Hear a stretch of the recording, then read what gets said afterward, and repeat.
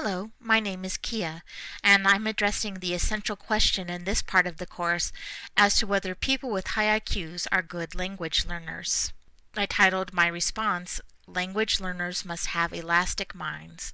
High IQs take second or even third place.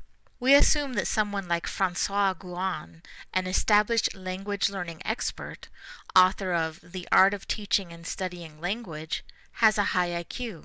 That may or may not be the case, but it is clear from the story of his attempt to learn German that he had very little common sense and a low threshold when it came to taking risks and looking silly.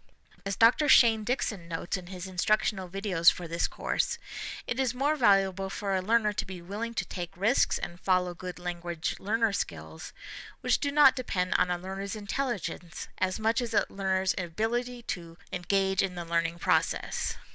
A fixed IQ number is not nearly as important as having 1.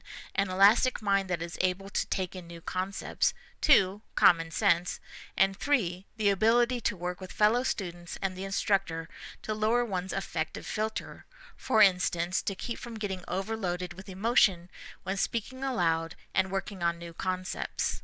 The affective filter, in my opinion, is one of the biggest roadblocks to learning, especially when part of the learning process is practicing out loud. So many people are afraid of public speaking. Add to that speaking a new language, and this can lead to a breakdown in the learning process and a student's willingness to take further risks.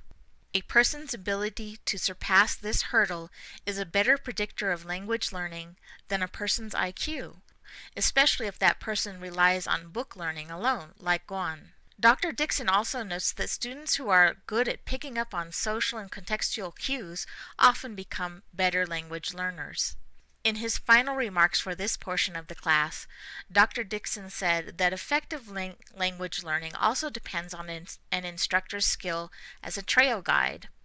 An instructor can guide his or her students on how to use effective language learning skills such as 1. Using selective attention, let's follow the metaphor here, watching the trail markers, seeing the trees rather than the whole forest. 2. Asking questions. 3. Preparing ahead of time, bringing the right trail supplies. 4. Taking notes. And 5. Finding an answer in multiple ways, such as with maps, a compass, position of the sun, checking in with other hikers or classmates. Yes, a person with a high IQ may be a great language learner, but let's not forget who the best language learners of all are: babies.